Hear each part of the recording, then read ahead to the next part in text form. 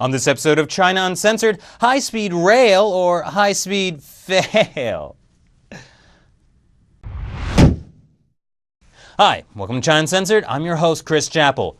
Forget planes. Trains are the future. I mean, think about it.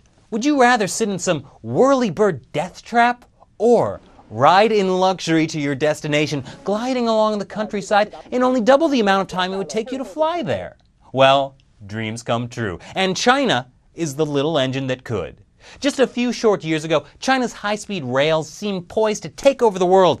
Everyone was talking about it. Everyone wanted a piece of it. U.S. officials like former Chicago Mayor Richard Daley would visit China and practically drool all over that sleek, shiny efficiency of the Chinese system.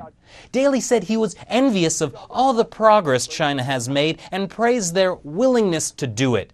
Yes, we all admire that can-do attitude you can only get in a totalitarian state that doesn't have to deal with objections from, the people who currently live on the land you want to plow a 220-mile-per-hour train through. They're just looking to the future, right, Mayor Daley? Even former Terminator and Governor of California Arnold Schwarzenegger wanted in. I mean, you can't be a running man forever. Well, all that ended, sadly, after the 2011 high-speed rail crash in Wenzhou, coupled with a hasty attempt to literally bury the evidence.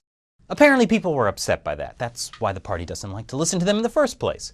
But it also shone a spotlight on the vast network of high-speed corruption operated by China's railway ministry.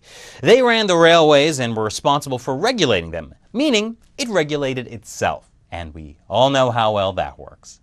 It even had its own police force and was a huge base of power for those involved, like former Railways Minister Liu Zhijun. That is until he was arrested in 2011 following the train crash and was given a suspended death sentence in 2013 for taking $10 million in bribes. The Railways Ministry, burdened by $428 billion of debt, was itself dissolved and separated into a transport ministry and a state-owned railways corporation. So that took a little bit of the steam out of that whole China's high-speed rail as a shining example of the future thing.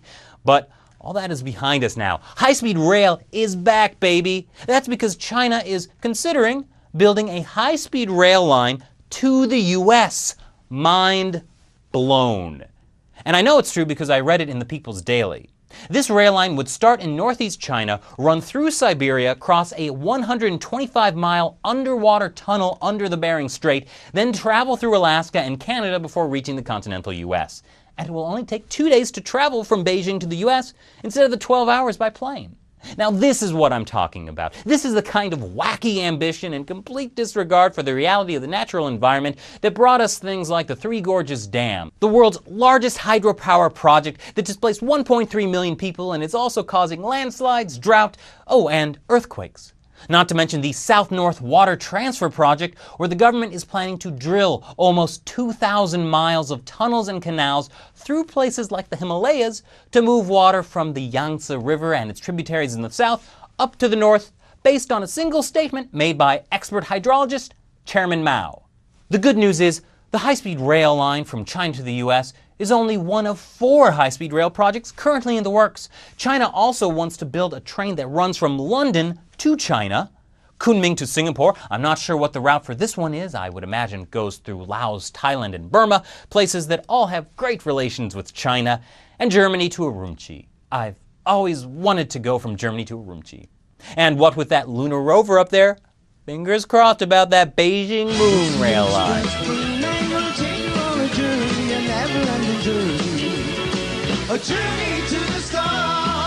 But it seems like some in China are feeling a little defensive about these ambitious rail projects after hundreds of English-language media outlets picked up the story. So the China Daily published this opinion piece translated from another Chinese state-run media. It acknowledges that the difficulties in capital, technology, geology, engineering, climate, and geopolitics are conceivable. But it says we're missing the bigger picture here. You see, Western forces built the current world order with warships to benefit themselves, which just isn't fair. So now, developing countries will build a new world order with trains, because many countries will have to cooperate to make these high-speed rail lines a reality, and since cooperation between China, Russia, and the US has worked out so well when it comes to, say, the Ukraine-Syria currency trade, human rights, anything related to the United Nations, and possibly a few other things, I see no problems with this plan.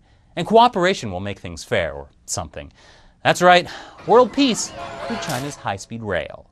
Thanks for watching this episode of China Uncensored. What do you think of China's high-speed rail ambitions? Let me know in the comments section below, and be sure to check out the Facebook and Twitter page. Once again, I'm Chris Chappell. See you next time.